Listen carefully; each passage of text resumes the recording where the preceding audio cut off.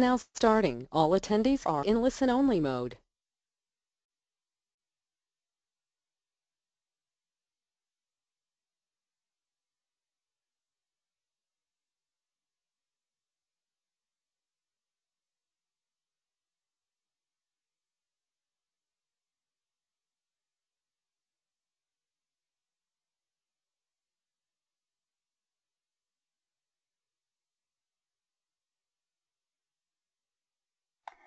Bonjour à tous, bienvenue au webinaire La mobilité durable, le levier majeur de la réduction des émissions de CO2 du secteur touristique. Je suis Svetlana Mikhalieva, je travaille en tant que consultante pour le programme des Nations Unies pour l'environnement et je serai modératrice du présent webinaire.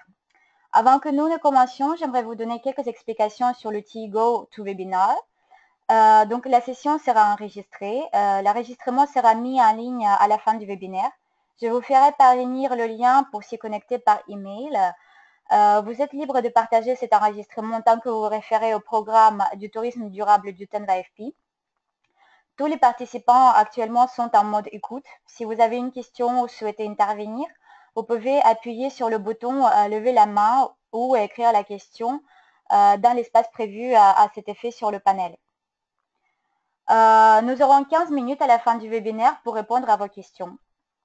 Ce webinaire, troisième du cycle, a été développé dans le cadre du programme du tourisme durable du 10AFP et un fruit de collaboration entre le PNUE, le gouvernement français et le gouvernement marocain, qui accueillera la prochaine COP en novembre à Marrakech. L'objectif du présent webinaire est d'explorer les nouvelles formes de mobilité et de réfléchir sur les stratégies pour les intégrer et les promouvoir dans le secteur du tourisme. Les trois experts, Patrick Oleva, Guylain Dubois et Hugo Chauvin, vous donneront leur point de vue sur le sujet. La première présentation portera sur les nouvelles solutions pour la mobilité plus propre et sera délivrée par Patrick Oleva, qui est directeur des relations extérieures pour la mobilité durable et la transition énergétique du groupe Michelin. Patrick Oleva est également membre de Energy Business Council et fondateur du Michelin Challenge Bibendum. Patrick, c'est à vous. Merci beaucoup, Svetlana. Et bonjour à tous nos auditeurs. Je vais donc vous présenter un certain nombre d'informations sur l'évolution de la mobilité. Donc, j'ai choisi comme titre pour cette présentation, qui sera en français bien sûr, mais avec des supports en anglais, de façon à ce qu'elle puisse être réutilisée plus largement derrière. Donc, ce titre va nous permettre effectivement à la fois de considérer que nous nous adressons à une cible intéressé par la décarbonisation du secteur, mais je crois également beaucoup aussi par sa modernisation, où je voudrais ne pas éliminer l'une ou l'autre de ces dimensions. Un tout petit rappel sur le transport. Il faut avoir en tête que le transport est responsable d'à peu près un quart des émissions de CO2 qui sont associées à la consommation d'énergie fossile, ce qui est beaucoup, et ce qui fait au total des émissions qui sont d'environ 7,7 milliards de tonnes. Avec donc une répartition qui est, comme vous voyez sur la droite, essentiellement due à la route, ensuite à tout ce qui est bateau, puis ce qui est avion, enfin le rail, et puis les autres moyens de transport. Vous voyez qu'effectivement dans ce domaine-là, la route est effectivement quelque chose de tout à fait prédominant, même si l'on voit aujourd'hui une accélération relativement forte du poste de l'aviation. Alors, ce que je vais faire en passant sur le slide suivant, c'est de vous donner une indication, le slide n'a pas bougé, une indication sur la suite de mon programme. Svetlana, les slides n'avancent pas. Et donc, je vais vous donner en avant-première une information que nous présenterons à Marrakech. Nous allons aller à Marrakech pour présenter un certain nombre d'informations. Et ces informations que je délivre aujourd'hui en tant que responsable de la mobilité durable chez Michelin, je la présenterai à Marrakech sous l'étiquette PPMC. Alors, PPMC, ça veut dire Paris Process on Mobility and Climate. Et c'est en fait une plateforme que nous avons créée à partir du Challenge Bibendum, c'est-à-dire un ensemble de sociétés, essentiellement des entreprises intéressées par la mobilité moderne, et puis le partenariat sur le transport bas carbone durable, qui inclut un certain nombre, comme on le voit dans le slide suivant, un certain nombre d'agences onusiennes, un certain nombre de banques de développement, quelques ONG. Donc cet ensemble d'entreprises et d'entités relatives au monde de la société civile constitue une plateforme qui est extrêmement intéressante et nous avons été mandatés précisément pour coordonner les efforts sur le sujet transport au nom de COP22. Alors, sur le slide suivant, voilà, je vais vous présenter ce que nous voyons comme une possibilité de développement de feuilles de route pour les 4 décennies qui viennent, sensiblement, dans le secteur du transport. C'est une proposition, nous sommes toujours en train de la travailler, mais je vous la donne un petit peu en avant-première, et en disant le sujet, en fait, porte sur 8 priorités. 8 priorités qui commencent par la ville. C'est bien dans la ville que nous avons aujourd'hui le maximum d'émissions de CO2, et c'est donc dans une transformation de la mobilité urbaine que l'on peut trouver le premier facteur déclencheur. Le deuxième facteur, c'est celui de l'approvisionnement en énergie, bas carbone, bien évidemment, de l'électricité décarbonée, bien évidemment des carburants liquides qui soient davantage décarbonés, renouvelables, et puis bien évidemment des choses plus nouvelles comme l'hydrogène. Ce qui est important aussi en poste numéro 3, c'est que chaque mode de transport puisse apporter sa contribution. C'est vrai que vous l'avez vu, la route est dominante, mais absolument tous les modes de transport doivent pouvoir amener une contribution, ce sera important dans le domaine du tourisme, et l'efficacité dans l'intermodalité sera évidemment une dimension extrêmement importante. Une chose qu'on oublie très souvent, puisqu'on parle de tourisme en particulier, mais c'est qu'une dimension très forte et croissante des émissions de CO2 viennent en fait des chaînes d'approvisionnement et de distribution du fret. Tous les biens qui sont consommés, c'est un poste qui croît plus vite en fait que le transport des personnes. Alors, dans l'avenir, qu'est-ce qu'il faudra faire? Eh bien, essayer aussi de réduire tout ce qui est déplacement non nécessaire. Il y a beaucoup de trajets, travail, domicile, qui aujourd'hui ne deviennent pas forcément nécessaires. Je considère que le tourisme fait partie des choses nécessaires parce qu'effectivement voulues par les personnes. Il y a des solutions qui doivent être aussi adaptées au monde rural, où une certaine forme de décentralisation dans l'obtention d'électricité, par exemple, ou l'obtention des carburants fossiles, des carburants non fossiles, renouvelables, est beaucoup plus facile. Et puis bien sûr, si l'on veut aller vers une perspective de décarbonation du transport, n'oublions pas une chose, nous n'allons pas complètement décarboner le transport dans les 40 ans ou même les 60 ans qui viennent, nous verrons. Il est donc extrêmement important de s'assurer que nous complétons le dispositif de réduction des émissions de CO2 de nos véhicules, quels qu'ils soient, de nos modes de voyage, par ce que l'on appelle de l'offset, c'est-à-dire de la compensation. Comment puis-je créer des puits de carbone? Comment puis-je séquestrer du carbone, éventuellement le transformer chimiquement, pour venir contrarier les émissions que nous allons continuer d'avoir dans les décennies qui viennent. Et puis bien sûr, au centre de tout cela, il ne pourra pas manquer d'y avoir un certain nombre de réglementations et d'incitation financière ou parfois de pénalisation financière pour que le transport puisse évoluer dans des voies qui soient plus favorables. Alors, je ne vais pas vous indiquer, mais globalement, si vous voyez en bas du slide que je présente, 2 échelles de temps. Une qui va d'aujourd'hui à 2060, c'est essentiellement la feuille de route qu'on devrait trouver dans les pays les plus développés, et puis en orange, la même feuille de route, je dirais, qui va s'étaler sur une vingtaine d'années supplémentaires jusque vers les années 2080. Et même à ces dates-là, nous aurons fait donc énormément de progrès, mais nous ne serons pas décarbonés. Sur le slide suivant, je vais prendre un exemple qui est celui de la ville. Et qu'est-ce que veut dire l'échelle que nous voyons là? On voit que finalement, à notre avis, c'est bien dans les villes qu'il faut focaliser l'effort, et c'est dans une certaine synergie dans la transformation des villes que nous pouvons trouver la solution.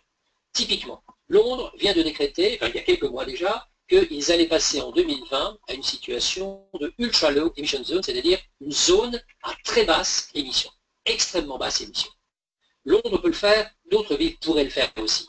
Et c'est bien évidemment ce que nous voudrions encourager en disant, si un ensemble de villes, prenons par exemple toutes les grandes villes européennes, décidaient conjointement de lancer une petite initiative, on créerait des conditions de marché extrêmement favorables pour que justement des solutions véritablement efficaces puissent apparaître.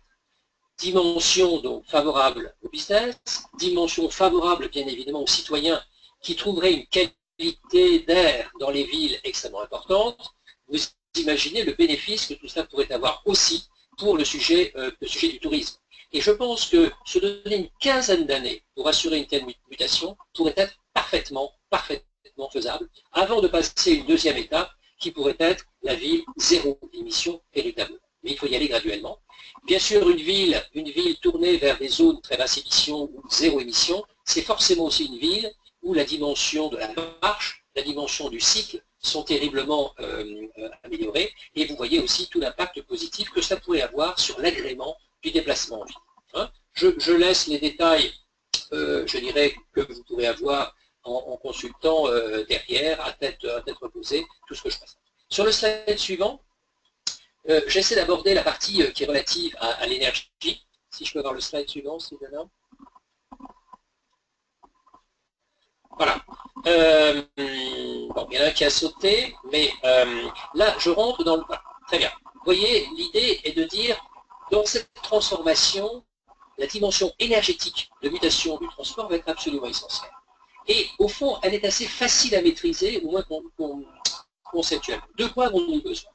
Nous avons besoin que l'électricité passe à une situation où sa génération est beaucoup moins émettrice de CO2. Aujourd'hui, je prends l'Europe par exemple, beaucoup de pays sont encore à émettre 500, voire plus, grammes de CO2 par kilowattheure. La France est beaucoup plus bas, elle est aux alentours de 80, la Norvège est aux alentours de 20, et c'est précisément le niveau qu'il faudrait arriver à atteindre d'ici les années 2050. C'est parfaitement compatible avec les scénarios que l'Agence internationale de l'énergie a en tête. C'est donc en revanche une mutation tout à fait importante, et ce sera bien sûr un vecteur pour qu'une grosse partie du transport routier, mais pas uniquement routier, puisse passer à l'électrique. Parallèlement à cela, si nous voulons effectivement que les avions puissent aussi passer aux parties à une alimentation électrique, au moins partiellement, si nous voulons que certains bateaux le fassent et que les voitures puissent avoir des augmentations de kilométrage possible, il nous faudra de l'hydrogène, et de l'hydrogène propre. Et les horizons auxquels nous avons besoin, dans cette map aux feuilles de route, c'est aux alentours de 2035. C'est là que le besoin sera maximal et qu'il faudra avoir une industrie complète. Même chose sur les biocarburants, les biokérosènes en particulier, pour les avions, et bien sûr, là encore, extrêmement favorablement touché de ce point de vue. Si je prends le slide suivant, qui était présenté tout à l'heure, voilà, je vais aller très rapidement, mais simplement, vous pouvez regarder plus en détail, mais aujourd'hui une voiture, hein, je détaille la voiture, le camion, le train, l'avion et le bateau. Je vais me concentrer sur la voiture. Aujourd'hui, une voiture dans le monde, en conditions réelles, émet à peu près 200 grammes de CO2 par kilomètre. 200 grammes. Descendre à 50, c'est-à-dire 4 fois moins, aux horizons de 2040, c'est parfaitement envisageable. On peut même envisager de descendre aux alentours de 2050-2055 à 25 grammes de CO2, moyennant bien évidemment un certain nombre de mutations technologiques, et notamment l'introduction de technologies hybrides rechargeables ou complètement électriques. Même chose pour les camions, on est tous aux alentours de 800 grammes de CO2 par kilomètre, descendre vers 300 est parfaitement envisageable, et dans ce qui concerne l'avion, eh bien, par exemple, là, on parle beaucoup, l'avion, on peut imaginer d'ici 2030-2035 que l'on passe quasiment à 100% du biokérosène, donc avec du kérosène renouvelable, et puis que derrière, on aboutisse à des situations qui mettent en avant les technologies hybrides, c'est-à-dire un décollage avec des carburants qui seraient des biokérosènes, et ensuite en altitude, un fonctionnement de l'avion où la partie électrique deviendrait davantage présente. Voilà un sort d'exemple. Quatrième slide qui va derrière, et qui est là pour montrer que, évidemment, tout ça ne pourra pas, évidemment, vous l'avez bien senti, intervenir sans un ensemble de choses réglementaires, au rang desquelles, bien sûr, il faudra trouver la valorisation du carbone, c'est-à-dire un prix du carbone. C'est un sujet épineux, mais il faut l'envisager avec sérénité. Il faudra également que les industries soient encouragées à aller vers ces technologies, ce qui suppose qu'il y ait des éléments financiers pour pouvoir les aider, en particulier, à prendre des risques plus facilement sur l'investissement de long terme dans les technologies carbone. Si l'on veut que la mutation s'opère, il faut que les consommateurs s'y retrouvent et que donc ils soient d'une certaine manière amenés, financièrement aussi, à choisir ces solutions. Un dernier slide pour passer sur les autres mutations. Voilà, il y a 4 qui vont apparaître, très bien, qui sont justement des compléments de stratégie. Alors le premier nous touche moins aujourd'hui dans la partie tourisme, puisque nous sommes davantage sur le fret. Comme je disais, c'est un énorme ensemble, Mais là, on peut imaginer que les recompositions dans les structures d'approvisionnement et de distribution des entreprises puissent largement nous aider et nous amener à des baisses très notables de kilométrage, du fret. Le deuxième point est très important, c'est cette réduction de tout ce qui est voyage non souhaité.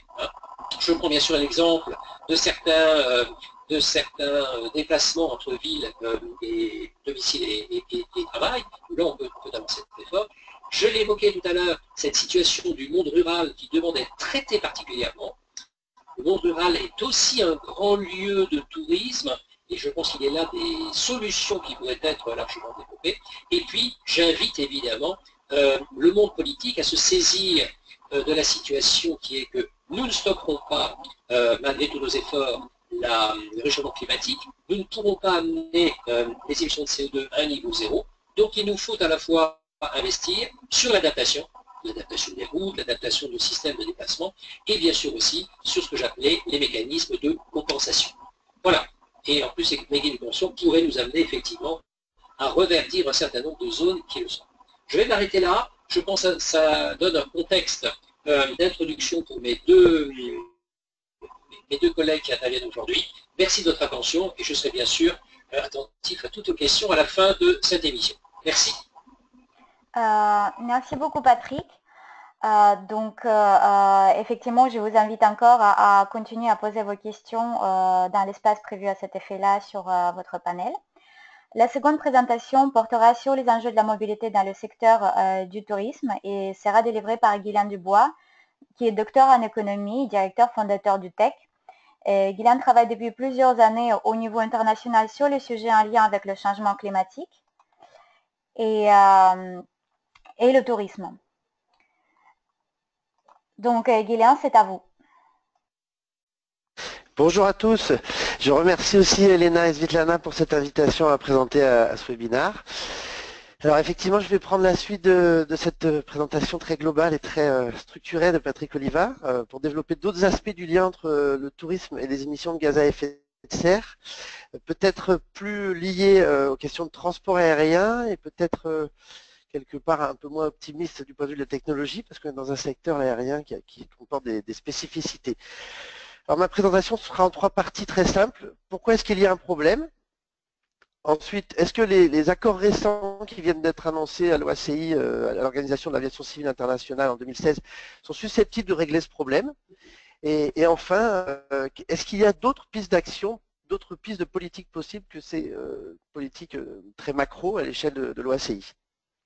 Alors, on va commencer par pourquoi est-ce qu'il y a un problème. Donc, on va aussi aller à la diapositive suivante, Tana, s'il vous plaît, avec ce très beau graphique de mes collègues Paul Peters et Stéphane Gößling qui vous donne une vision de très long terme. Vous voyez, entre 1900 et 2050, 150 ans d'émissions de gaz à effet de serre du tourisme, reconstituées pour le passé, projetées pour l'avenir. Alors ce graphique, il nous montre trois leçons. D'abord que les émissions de gaz à effet de serre ont déjà beaucoup augmenté dans le passé. Regardez par exemple par rapport aux années 50, elles ont plus de quadruplé, largement quadruplé depuis les années 50. Ensuite qu'elles sont appelées à augmenter encore beaucoup, même s'il y a effectivement des incertitudes en fonction notamment des scénarios économiques, mais elles sont appelées, on est qu'au milieu du gué, et encore au début du gué de la démocratisation du transport, du tourisme et donc des émissions de CO2 associées. Et puis le dernier point, c'est que la composante bleue, qui est la composante du transport aérien, est majoritaire et va l'être de plus en plus dans les émissions de gaz à effet de serre du tourisme. Voilà. Ceci pour planter le décor. On passe à la suivante. Alors ici sur ce graphique, vous avez sur la courbe rouge un scénario d'émissions de gaz à effet de serre mondial, tout secteur confondu, qui paraissent nécessaires aux scientifiques pour respecter l'objectif de plus de degrés qui est dans l'accord de Paris. Et puis toutes les autres petites courbes qui sont en bas, les courbes qui s'éloignent qui montent, ce sont des scénarios d'émissions de gaz à effet de serre du secteur du tourisme, sous différentes hypothèses de technologie et de croissance économique. Alors, qu'est-ce qu'on voit? C'est que les objectifs de réduction globale étant tellement élevés, vers 2060-2070, si on laisse le tourisme croître tel qu'il croît actuellement, sans modification vraiment en valeur absolue, vers 2060-2070, le tourisme risque de représenter l'essentiel des émissions de gaz à effet de serre mondiales, ce qui est évidemment pas possible parce qu'il faut continuer à habiter, il faut continuer à manger, il faut continuer à se déplacer pour d'autres raisons que le tourisme. Donc on voit bien qu'on a un blocage possible parce que le tourisme est le secteur dont les émissions de gaz à effet de serre croissent le plus rapidement au niveau mondial actuellement. Alors on passe à la suivante. Alors, c'est étonnant. Alors là, on va se concentrer plutôt sur des données que Tech a produit pour la France. La voiture représente encore l'essentiel des déplacements touristiques, notamment pour des petites distances. Ici, elles sont réparties en termes de distance. Vous voyez que le poids de l'avion ne devient déterminant que pour des classes de distance supérieures à 1500, 2000 km. Donc, comme ça, en termes de nombre de séjours, l'avion ne semble pas être un gros problème. Mais en termes d'émissions, de par ces émissions unitaires plus importantes, de par des distances plus importantes, il représente la moitié des émissions de gaz à effet de serre. Alors, la suivante, si. Diapositive, voilà. Alors, un petit graphique plutôt très pédagogique, je trouve. Combien de kilomètres est-ce que je peux parcourir en émettant 1 kg de CO2? Alors vous voyez qu'avec un TGV, notamment en France, parce que les TGV fonctionnent à l'électricité nucléaire, donc très peu émettrices de CO2, mais productrices d'autres problèmes, je peux faire 400 km juste avec 1 kg de CO2.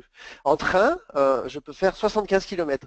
En minibus 13, en voiture à peu près 8, et puis en avion, en classe affaires, avec 1 kg de CO2, juste pour les émissions liées à mon siège, pas pour l'ensemble de l'avion, je n'aurais même pas décollé en fait. Voilà. Donc vous voyez, on a des rapports d'émissions de CO2 qui sont très défavorables à l'aérien, qui l'ont toujours été et qui le seront dans l'avenir.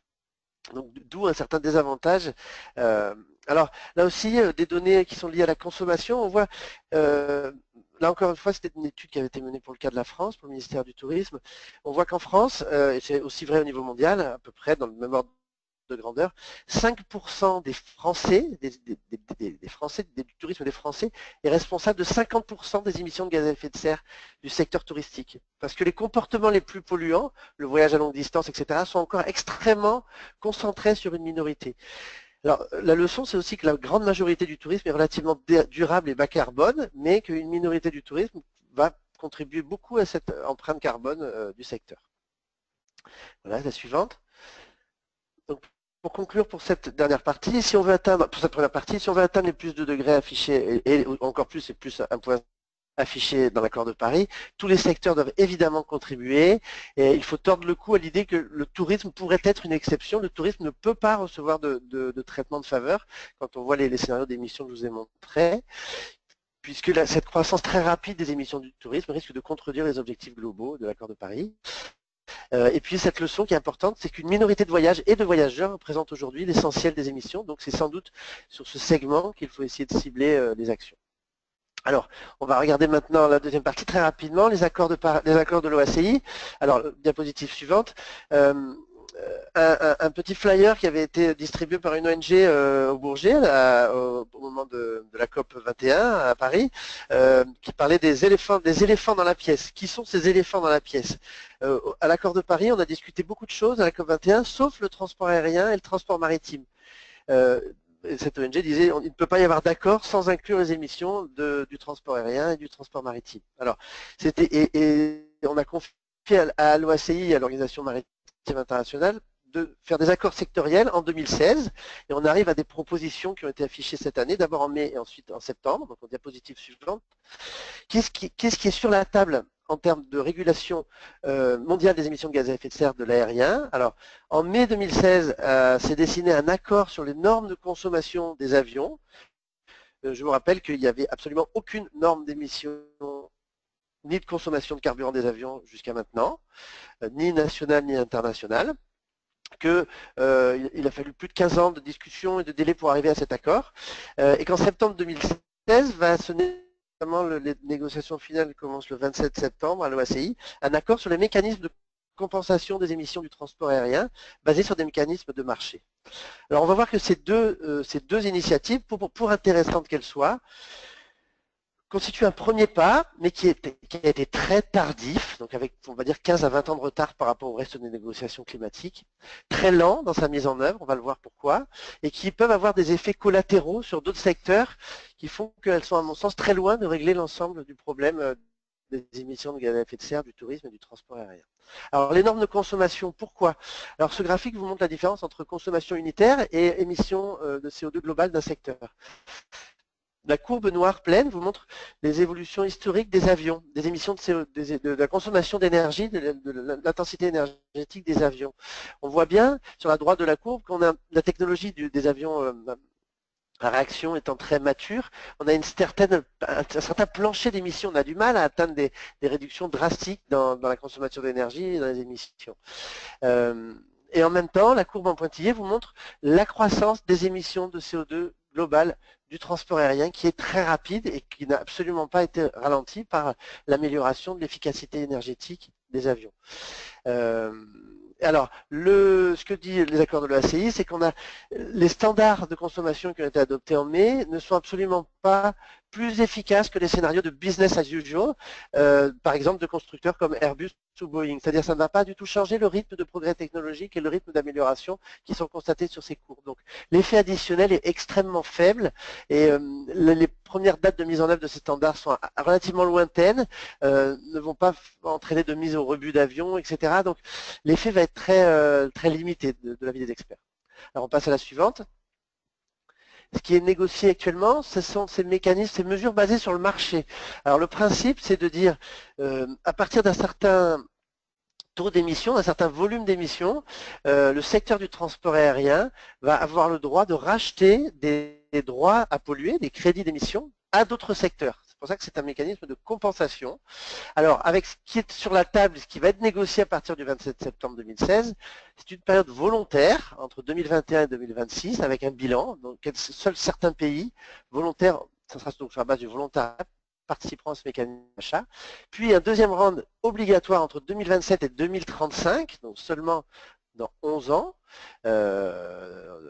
un début obligatoire dans 11 ans, une exonération pour l'instant temporaire des petits États insulaires, des pays les moins avancés et des pays qui n'ont pas de façade maritime, les landlocked countries, qui représentent, on va dire, peut-être ensemble 15 à 20% des émissions de CO2 de l'aérien. Et donc une compensation des émissions par achat sur les marchés carbone. Ce n'est pas par achat entre compagnies aériennes, il n'y a pas de maximum de plafond d'émissions pour l'ensemble du secteur, mais il y a une autorisation d'acheter sur d'autres marchés. Alors l'Europe est très opposée à ce scénario, à cette proposition qu'elle trouve trop lente, trop laxiste et pas assez impactante sur le secteur.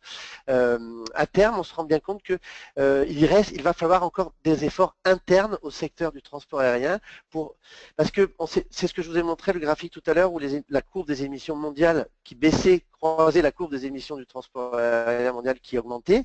Le tourisme, le transport aérien est le secteur qui peut sans doute acheter des crédits d'émissions le plus cher puisqu'il a une haute valeur ajoutée pour le carbone et il risque clairement de bloquer d'autres secteurs, les cimenteries, l'industrie, l'habitat, en achetant d'ici 20 ans, 30 ans, l'ensemble des crédits d'émissions qui seront mis sur le marché. Donc c'est une situation qui n'est pas tenable à l'horizon 20, 25 ans, 30 ans. Donc il va falloir envisager des alternatives.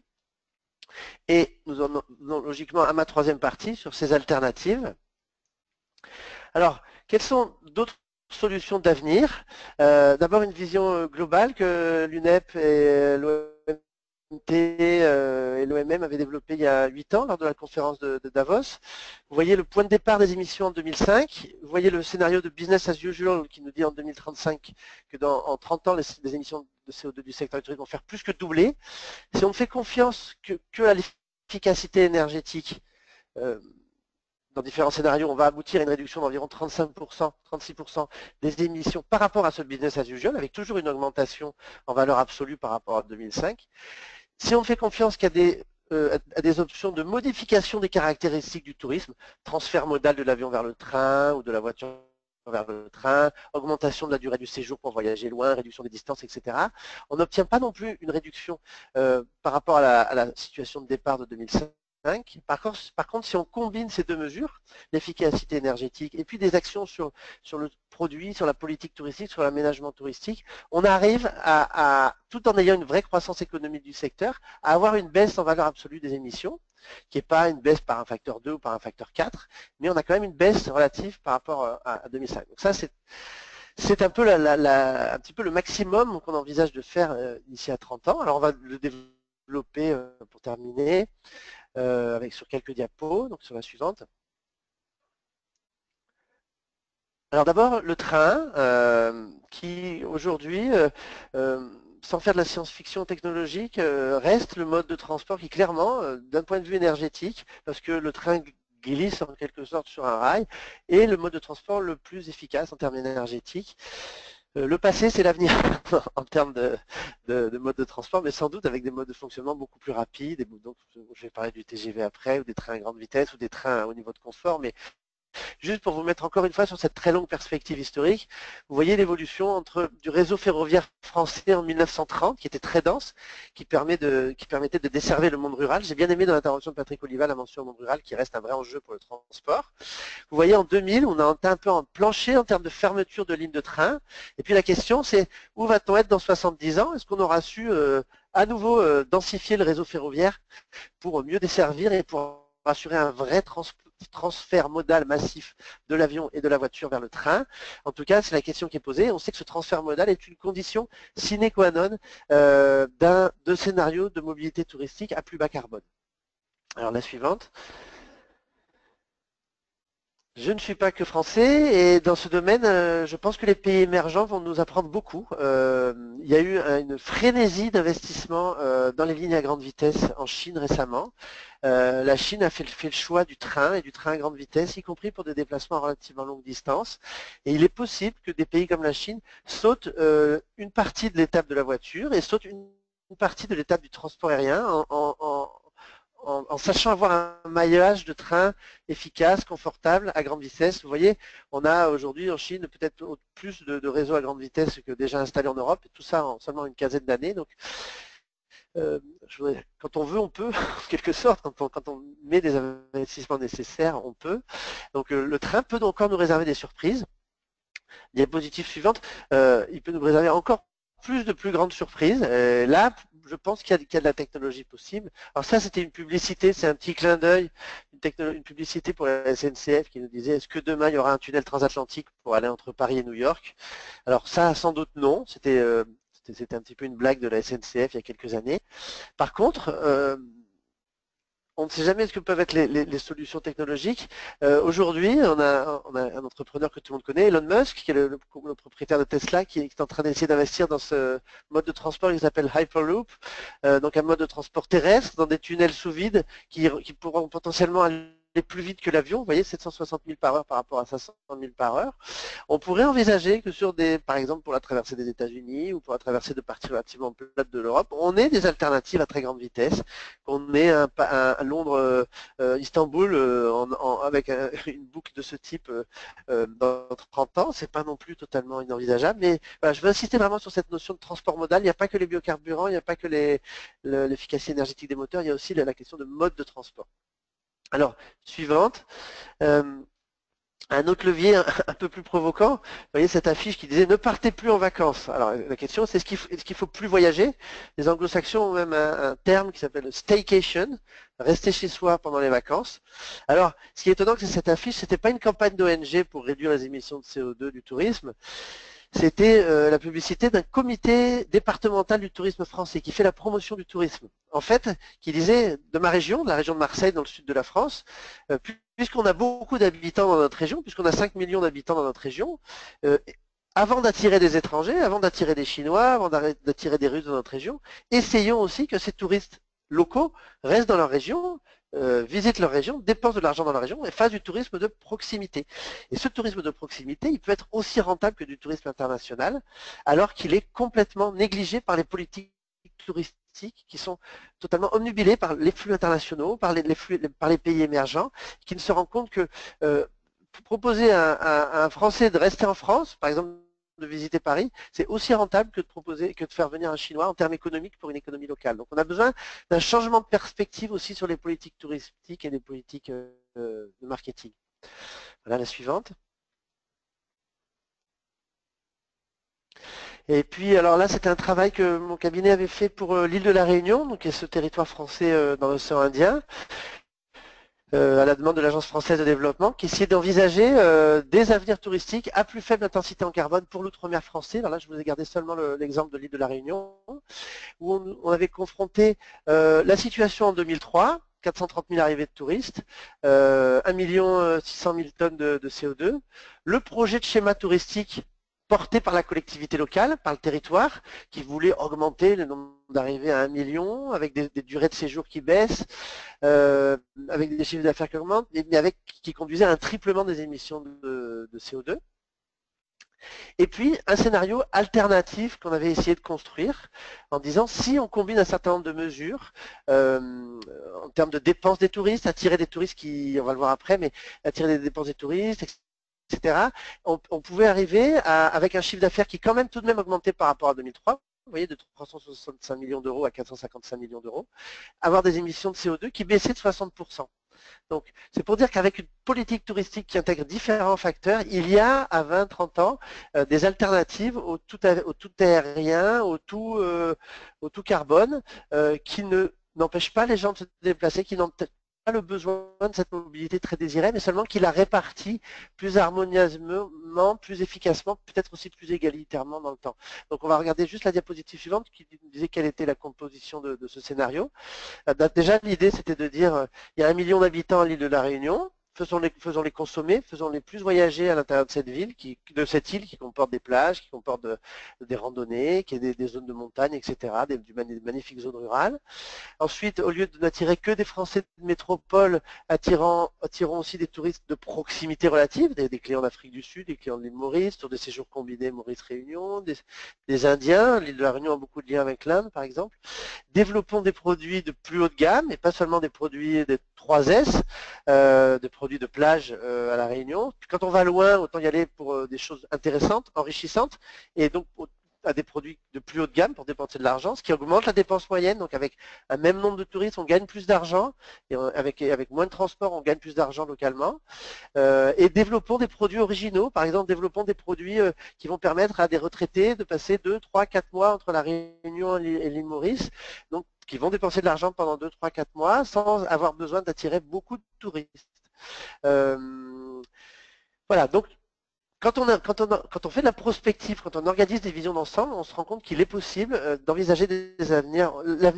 L'alternative n'est pas entre voyager ou pas voyager, elle n'est pas tout à fait entre prendre l'avion ou pas prendre l'avion, elle est entre mieux planifier le tourisme en intégrant cette contrainte carbone. Donc finalement, de quoi est-ce qu'on a besoin ? Il faudrait un meilleur suivi des émissions de gaz à effet de serre du tourisme au niveau mondial, au niveau national et au niveau des grandes entreprises de transport. Aujourd'hui, ce monitoring, il n'est pas en place.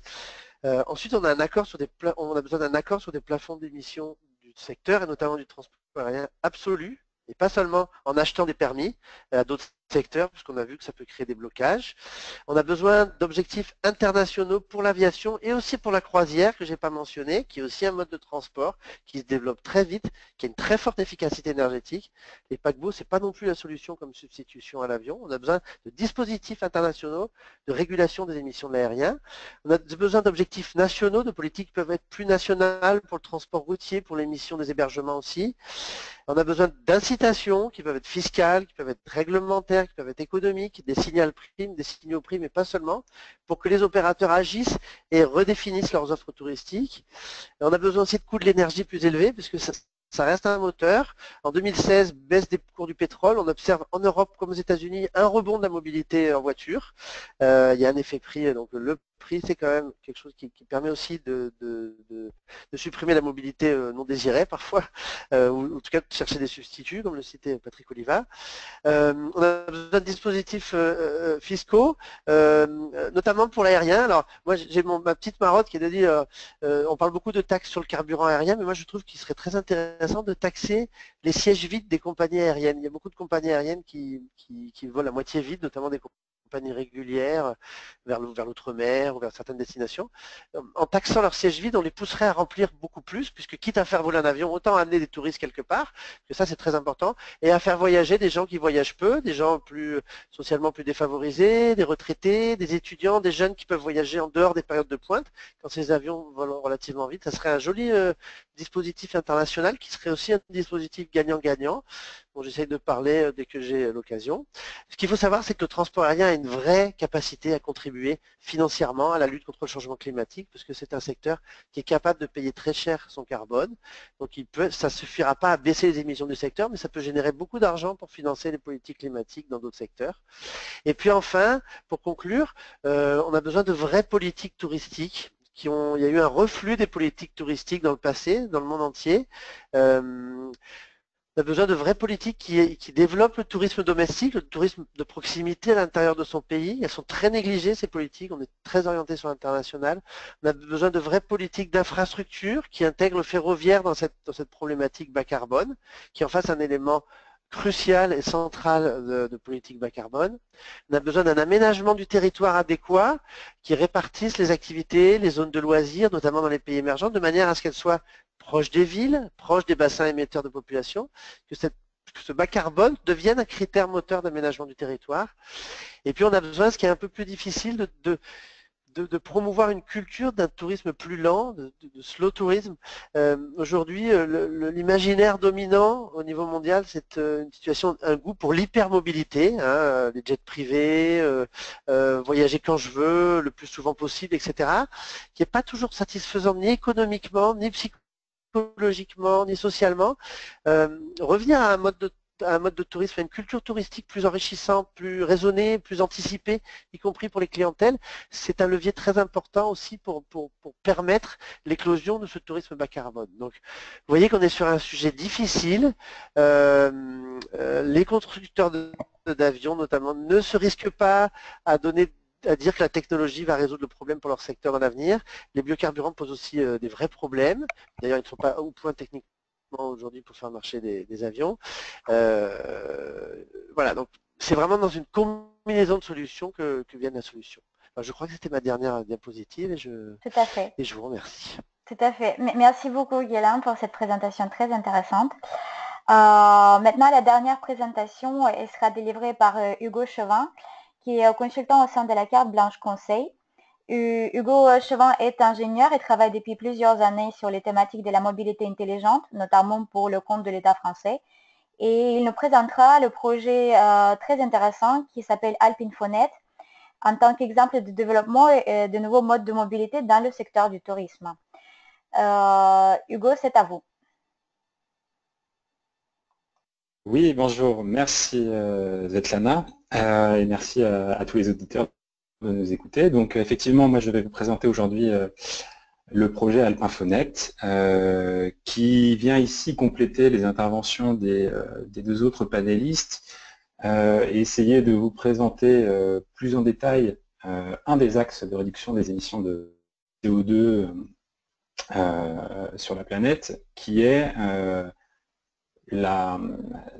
l'apport que peuvent apporter les nouvelles technologies de l'information et de la communication pour le report modal des touristes.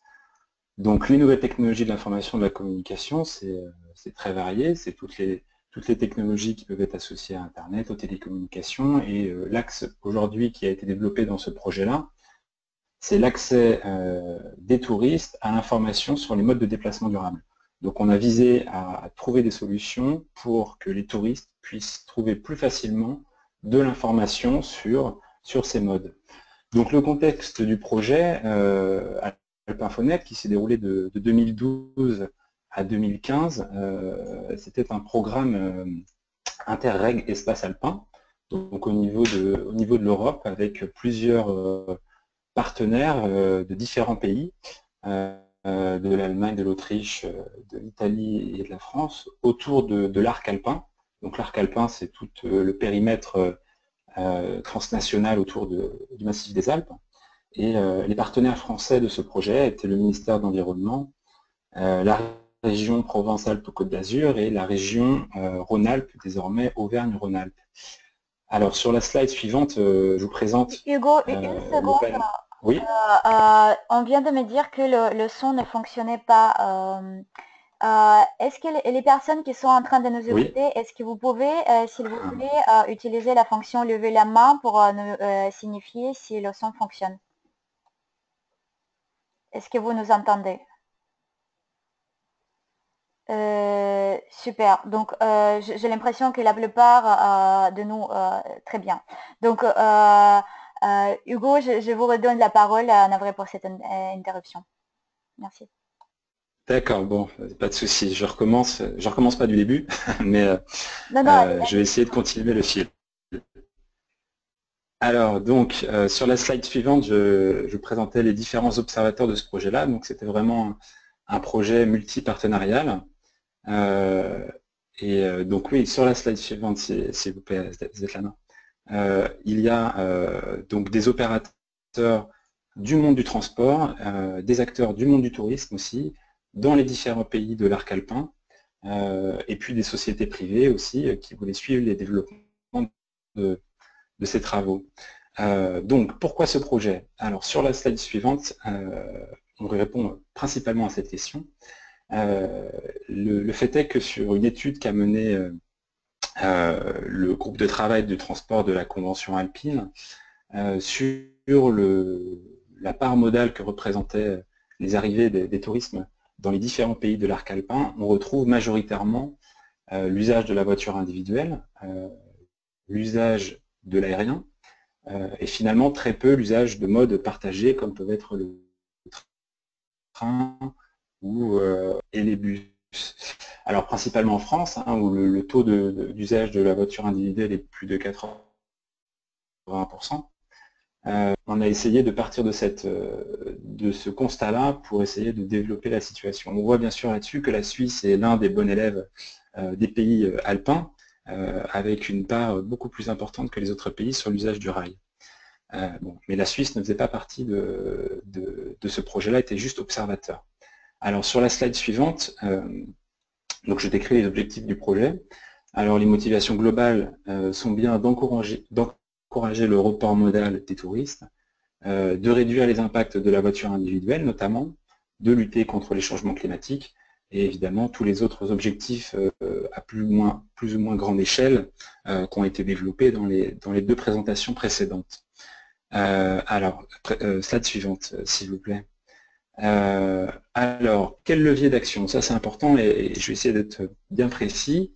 Donc vraiment, et pour montrer un des exemples des leviers qui peuvent être mis en place pour favoriser le report modal, une des enquêtes qui a été développée auprès des opérateurs touristiques et de mobilité en amont du projet a montré que finalement le déficit d'information pour les touristes qui arrivent sur des lieux de villégiature qu'ils ne connaissent pas du tout et sur lesquels ils n'ont aucune idée de comment se déplacer, pour y aller et sur place, finalement ce déficit d'information était un facteur clé dans leur choix de mode de transport.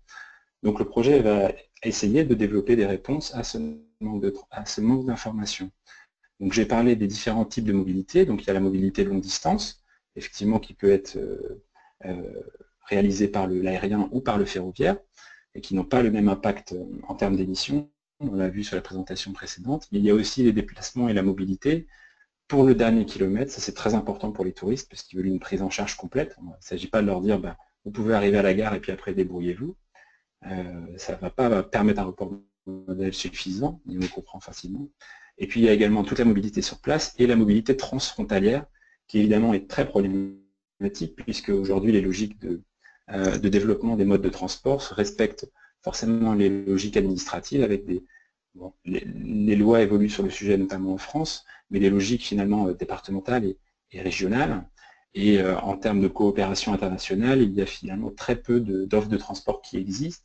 Et quand l'offre de transport existe, très peu d'informations facilement disponibles pour les touristes. Alors, sur la slide suivante, je décris donc l'objectif du projet. L'objectif du projet est donc de faciliter la mobilité durable, d'inciter au report modal, réduire les impacts environnementaux des transports dans l'espace alpin, en se basant sur un axe, la création, la collecte, la gestion, la diffusion des données d'information sur les modes de mobilité durable, et en ne construisant pas tout de zéro, en ne faisant pas un grand portail d'information qui réunit toute cette information, mais en se basant sur les systèmes qui existent aujourd'hui, les systèmes d'information, et en assurant leur interopérabilité technique à travers des interfaces techniques, et pour coordonner l'information transport et l'information touristique. Donc ce qui illustre le petit schéma que vous voyez ici, avec la mise en place d'interfaces entre ces systèmes pour qu'ils puissent dialoguer. Alors ça, c'était un des points importants, puisqu'on voulait se concentrer sur l'existant, ne pas construire tout de zéro, puisque c'est très compliqué, et puis finalement, faciliter les canaux d'information et les canaux de diffusion de l'information en les multipliant le plus possible pour les touristes. Alors, où s'est passé ce projet? Alors, sur la slide suivante, j'ai mis une petite cartographie des régions pilotes. Alors, c'était un projet européen, donc il y a des régions pilotes un peu partout en Europe. Et je vais vous présenter aujourd'hui les résultats uniquement sur la région pilote franco-italienne qui se déroulait à cheval sur les régions Rhône-Alpes, PACA et Piémont. Alors, slide suivante, s'il vous plaît. Alors, sur ce site pilote, on s'est intéressé, on a travaillé plus spécifiquement avec des acteurs locaux, des acteurs de terrain, que peuvent être Rhône-Alpes Tourisme ou Azon Tourisme.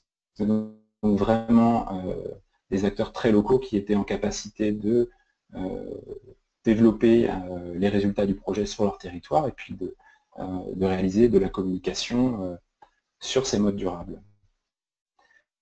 Entrer un peu plus dans le détail, slide suivante. Alors, je vous ai parlé tout à l'heure qu'on ne voulait pas repartir de zéro et qu'il était un peu illusoire de le faire, puisqu'en réalité, il y a en France, mais sur tous les territoires, des systèmes d'information qui existent déjà, à la fois publics, on va commencer par les sites d'information publics, donc que ce soit du côté touristique que du côté transport. Donc ici, on a représenté sur une petite cartographie les sites des transports à cheval sur les 3 régions, donc on en compte pas moins de 7-8, il y en a même d'autres qu'on n'a pas mis. Donc 7-8 systèmes d'information financés et gérés et exploités par les administrations publiques. De la même manière pour les sites d'information touristique, il y en a également beaucoup. Et à cela s'ajoutent tous les sites et systèmes de réservation du domaine privé, d'entreprises privées de l'information, de la réservation, mais aussi des sites des opérateurs de transport. Donc voilà. Et ça fait beaucoup de systèmes d'information, donc on ne voulait pas en rajouter un, on voulait vraiment créer des interfaces entre eux. Alors, bien spécifiquement les besoins qui étaient identifiés des touristes. Et on a principalement commencé par établir le constat qu'on ne pouvait pas vouloir se passer des acteurs touristiques, qu'ils étaient vraiment centraux dans cette histoire et qu'ils allaient être les principaux vecteurs d'information des touristes. Donc le but, c'était d'amener cette information aux acteurs de tourisme. Alors, forcément, ces opérateurs, ils ont des pluralités de besoins, parce qu'ils ont différents systèmes, ils ont différents niveaux de développement. Ils veulent à la fois des données brutes, des interfaces standardisées, des API, des services sur mesure, mais ils veulent avant tout des informations de qualité et fiables, c'est-à-dire que s'ils proposent de l'information des touristes, il ne faut pas que ce soit n'importe quoi, il ne faut pas qu'on se trompe, c'est légitime. Pour répondre, donc de développer pour eux ces flux d'informations-là, pour répondre aux besoins des touristes qui attendent, eux, une information claire, fiable, forcément, porte à porte. Il ne s'agit pas de les arrêter à la gare la plus proche, et personnalisée. Ils veulent qu'on s'adresse à eux, donc les sites d'information transport actuels sont principalement orientés vers les résidents. Ils ne sont pas du tout forcément personnalisés pour les touristes. Donc ça, c'est un des points importants. Alors, slide suivante. Donc sur la slide suivante, je vais vous présenter les résultats donc très rapidement du projet. Un des premiers piliers de résultats, c'était le développement d'une stratégie pour promouvoir et diffuser ces informations-là. Donc il ne suffisait pas seulement de collecter ces données-là, il fallait aussi essayer de les promouvoir. Alors les promouvoir, ça se passe à travers quoi? Ça se passe avant tout une stratégie de communication. Donc on a essayé de faire une petite recherche bibliographique de toutes les recherches scientifiques qui pouvaient être faites sur le sujet, sur la promotion de la mobilité durable, de la contribution à la protection de l'environnement, etc. Des messages clés qui pouvaient avoir un impact sur les groupes cibles, sur les touristes, et de développer des arguments qui pouvaient les inciter au report modal. Alors, rapidement, je vous en présente quelques-uns. On a rédigé tout un document. Alors, non, revenez à la slide précédente, s'il vous plaît. Juste un exemple pour vous donner ça, c'est que le fait de dire et de compter sur la contribution du touriste à la protection de l'environnement, c'est pas du tout le critère numéro 1 qui va l'inciter au report modal. Donc si on lui dit voilà, sauvez la planète, brûlez votre voiture, prenez les transports en commun, on ne va pas arriver à l'effet escompté et on ne va pas lui faire prendre le train plutôt que l'avion. Donc il faut plutôt mettre en avant les avantages de ces modes durables qui sont réels, plutôt que les défauts des autres modes. Vraiment, ça c'est un des exemples d'arguments qui a été mis en évidence par la recherche scientifique. Voilà, donc on a rédigé tout un tas de documents qui montrent des recommandations, des astuces, des conseils, alors à la fois théoriques et stratégiques, mais aussi pratico-pratiques pour mettre en place des sites d'information et la présentation d'informations sur les modes durables. Alors, un des autres résultats, sur la slide suivante, c'était toute la question du traitement des données. Donc là, je vais aller rapidement, mais évidemment, les données dans le monde d'aujourd'hui sont très importantes et le contexte est d'ailleurs en mouvement perpétuel, mais c'est vraiment un des axes forts du projet aussi, qui a été de définir un petit peu la stratégie et les modalités techniques et juridiques et financières de la collecte et de la mise à disposition de ces données à travers un écosystème de partenaires et de réutilisateurs. Donc voilà, c'est toutes les logiques ici de big data, d'open data, mais qui, si elle n'est pas réfléchie et ne sont pas accompagnées d'une organisation et d'une gouvernance, ne peuvent pas forcément répondre finalement aux objectifs qu'on souhaite et qui sont ici avant tout le report modal. Alors, dernière slide de présentation sur les résultats. C'est des outils techniques. Donc, le projet a aussi permis le développement d'outils techniques, donc des interfaces d'accès aux données, des portails un peu data en quelque sorte, des outils sur mesure pour des opérateurs et des acteurs touristiques que peuvent être donc, des cartes dynamiques, des flux de données entre les points d'intérêt, les POI et les points d'arrêt de transport en commun, avec une mise en relation vis-à-vis des horaires, des annuaires de services qui listent tous les services de mobilité durable existants sur un territoire, ou bien encore des informations éditoriales, ça c'est toutes les petites rubriques comment venir que vous pouvez trouver sur les sites des hôtels, les sites des offices de tourisme. Donc vraiment des sortes de boîtes à outils que les utilisateurs peuvent venir piocher, venir personnaliser pour intégrer sur leur site internet. On accompagnait ça de tutoriels, de supports, de modèles pour les aider. Et puis l'autre pan de développement, c'était le calcul d'itinéraire porte-à-porte, qui était un des attendus majeurs. Voilà, donc l'information multimodale, c'est bien un des leviers pour promouvoir les modes de transport durable, mais ce n'est pas le seul, il y en avait d'autres, comme par exemple la billettique et la réservation combinée. Voilà, donc pour finir très rapidement, je vous remercie de votre attention et je laisse la parole à Svetlana pour la phase de questions-réponses. Merci beaucoup Hugo. J'ai reçu juste une petite question concernant justement votre présentation. Est-ce que vous pouvez donner une très brève définition qu'est-ce qui exactement vous sous-entendez sous le terme de report modal? Alors le report modal dans le jargon des acteurs du transport, c'est le déplacement de l'usage principal de la voiture individuelle vers des modes de déplacement durables. Et les modes de déplacement durables, ça va être le train, les transports en commun, mais ça peut aussi être le covoiturage, ou bien encore tous les modes doux, la marche, le cycle, etc. Donc report modal, c'est véhicule particulier vers tous les autres modes de transport durables. Très bien, merci beaucoup. J'ai une autre question pour Patrick Oliva. Donc, est-ce que vous pouvez nous expliquer en quelques mots quelles sont les conditions pour que toutes ces solutions-là que vous nous avez présentées au début du webinaire, elles puissent s'appliquer et puis puissent être effectives pour les pays en développement? Ah, très très bonne question, voyez. Merci de poser cela. Vous avez vu que dans ma présentation des priorités, j'avais insisté sur 8 priorités. En fait, quand on regarde la situation des pays dits développés et des pays dits en développement, on se rend compte que ce libellé s'applique aussi, bien sûr avec des modalités un petit peu différentes. C'est-à-dire que réaménager le centre-ville de Londres ou de Paris n'est pas le même sujet que de réaménager les modes de mobilité à Lagos ou à Shanghai ou dans des zones qui sont véritablement en développement.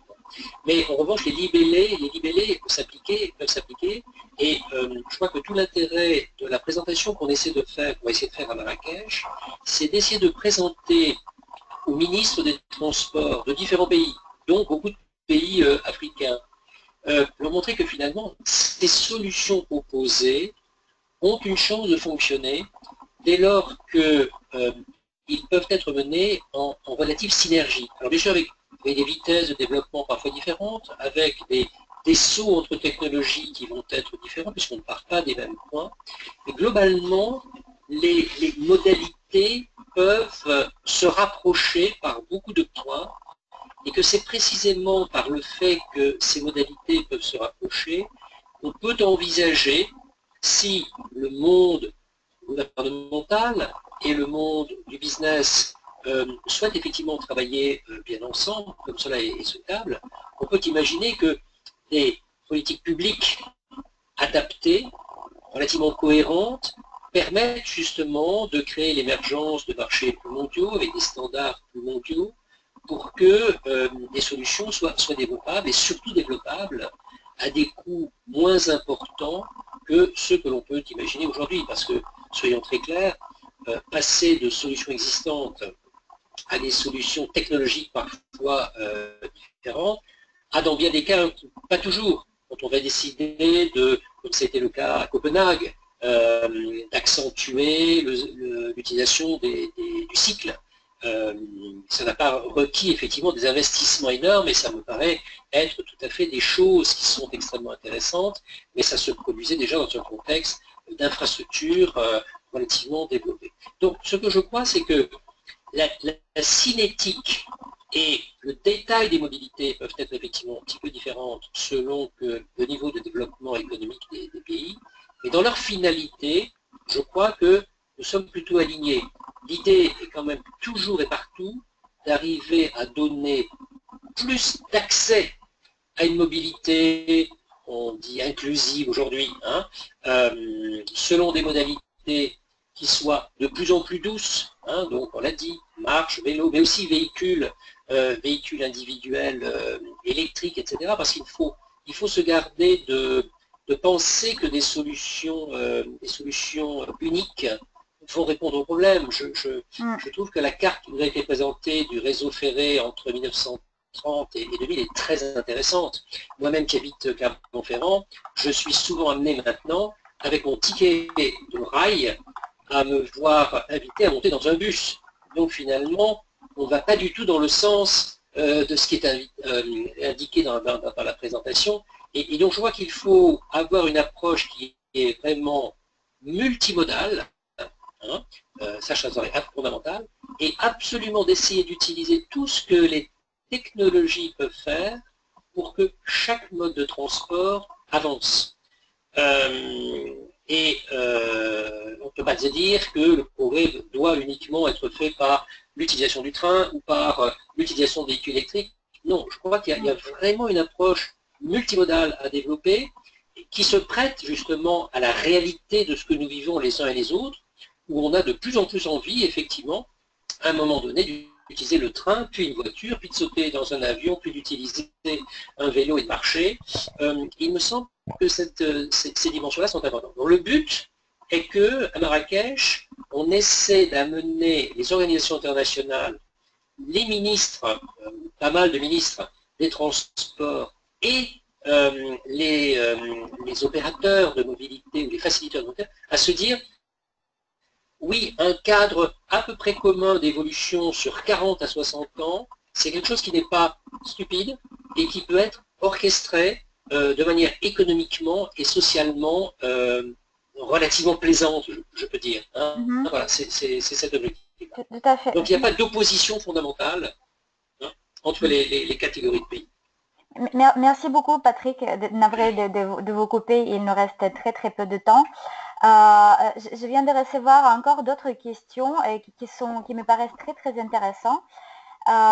Si vous, ça vous ennuie pas, Ghislain, Hugo et Patrick, et si nos participants, et ça les ennuie pas également, je vous transmettrai ces questions-là par email, parce que malheureusement, il nous reste peu de temps, mais les questions sont effectivement très intéressantes, donc je vous enverrai tout ça et ensuite je collecterai vos réponses et je les enverrai à tout le monde. Et également, il y a des gens qui me demandent si on pourrait vous faire parvenir les présentations. Bien entendu, ça sera fait et également, ce webinaire est enregistré, il sera posté sur YouTube et vous enverra cela. Voilà, donc je suis navrée qu'il ne reste pas plus de temps pour poser les questions, d'autant plus que le sujet est vraiment passionnant et qu'il y a énormément de choses à dire. Et d'autant plus qu'il y a les négociations de COP22 qui arrivent dans moins de 2 mois. Donc voilà, donc je vous transmettrai toutes les réponses promis sans faute par écrit. Voilà, donc je vous remercie. Je remercie à Ghislain Dubois, à Hugo Chauvin et à Patrick Oliva de leur participation. Je vous remercie pour vos présentations très passionnantes qui ont soulevé un intérêt de la part des participants à ce webinaire. Je remercie également aux participants de votre temps et j'espère vous retrouver très bientôt en octobre pour les prochains webinaires qui seront préparés en vue de la COP 22 qui aura lieu en novembre. Donc, merci beaucoup et à bientôt. Merci beaucoup. Merci beaucoup, Svetlana. Merci. Au revoir. Au revoir. Au revoir. Voilà, Merci à tous.